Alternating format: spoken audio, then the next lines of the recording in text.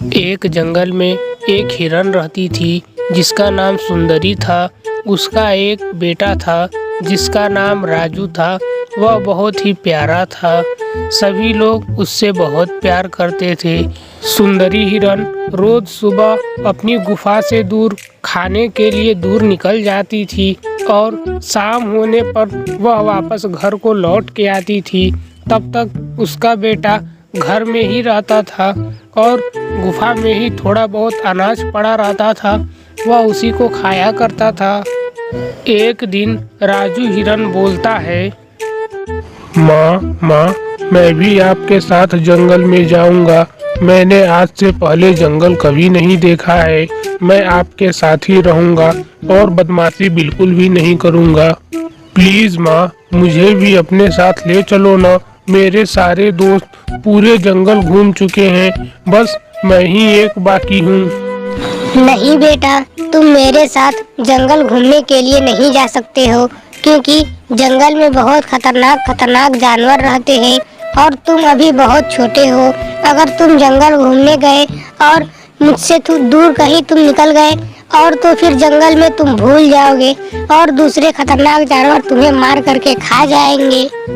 फिर बहुत बुरा हो जाएगा। एक ही तो बेटा है मेरा, मैं रिस्क नहीं ले सकती। तुम घर में ही रहो और या भोजन करो और अपने दोस्तों के साथ आसी पास खेलना, कहीं पर भी दूर मत जाना।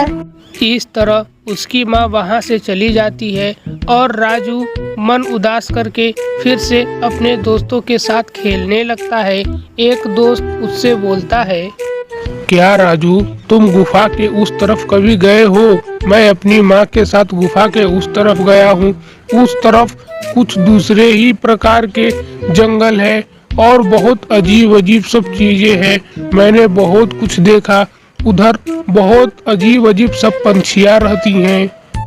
मुझे बहुत मजा आया और मैं अपनी माँ से बात करके रखा हूँ। अगले सप्ताह वह फिर मुझे घुमाने के लिए उधर लेके जाएंगी। तुम तो बस यहीं पड़े रहते हो और कहीं नहीं खेलने जाते हो। यह सुनकर के राजू हिरन सोच में पड़ जाता है और वह मन ही मन सोचता है, आज तो मैं अपनी माँ से बात करके ही रहूंगा। मुझे भी दूसरे जंगल घूमने के लिए जाना है। आखिर क्यों माँ मुझे दूसरे जंगल में घूमने के लिए नहीं जाने देती? बाकी सभी लोग तो घूमने के लिए जाते हैं। आज मैं अपनी माँ से बात करके रहूंगा। आज उसकी माँ भोजन ढूंढ के शाम होने से पहले ही घर आ जाती है। तब बेटा बोलता है, माँ, मुझे आप एक बात बताइए। आप मुझे दूसरे जंगल क्यों नहीं घूमने जाने देती? मैं गुफा के उस तरफ जाना चाहता हूँ। मेरे सभी दोस्त वहाँ तक गए हैं। आप पहले मुझे वादा कीजिए कि आप कल मुझे अपने साथ लेके जाएंगी, तभी मैं आपको घर में घुसने दूंगा, नहीं तो नहीं घुसने दूंगा। ये क्या कर रहे हो बेटा राजू? तुम बहुत ज्यादा शरारती हो गए हो। हटो, मुझे गुफा के अंदर जाने दो। मैं सामान ली हुई हूँ। नहीं माँ, पहले आप मुझसे वादा कीजिए कि आप भी मुझे कल अपने साथ घूमने के लिए ले जाएंगी, तभी मैं आपको अंदर जाने दूंगा। ठीक है, चलो, तुम नहीं मानोगे। चलो, कल मेरे साथ दूसरे जंगल घूमने चलना और सुबह जल्दी उठ जाना, ठीक?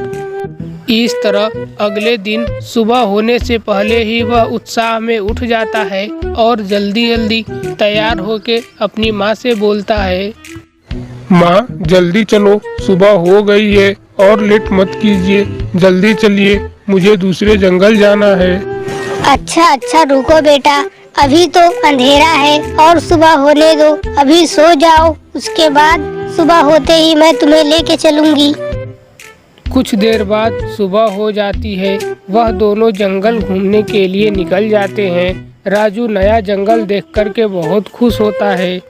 कुछ देर बाद उन दोनों को प्यास लगती है और वह पानी पीने के लिए एक नदी के किनारे पहुंच जाते हैं। जब पानी पीने के लिए उसकी माँ नदी के किनारे पहुंचती है तो नदी में छुपा एक मगरमच्छ निकलता है और उसकी माँ को घायल कर देता है और वह बोलता है, आज तो बच गई तुम, पर याद रखना, आगे से कभी आओगी तो नहीं बच पाओगी।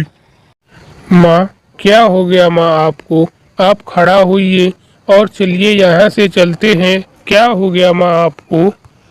तभी वहाँ से टुनटुनी चिड़िया उड़ते हुए जा रही होती है और उन दोनों को देखकर वहाँ आ जाती है और उनसे पूछती है, क्या हुआ तुम्हारी माँ को? क्या हो गया है आपको, बताइए जरा। ओह, लगता है चोट बहुत ज्यादा गहरा है, मैं खड़ा भी नहीं हो पा रही हूँ। देखो, मुझे लगता है अब मैं ज्यादा देर तक जीवित नहीं रह सकती हूँ। देखो टुनटुनी चिड़िया, तुम इस जंगल की सबसे समझदार पंछी हो, मेरे बेटे का ख्याल रखना। अरे आप ऐसा मत बोलिए, कुछ नहीं होगा आपको, मैं आपके और आपके बेटे के साथ हूँ।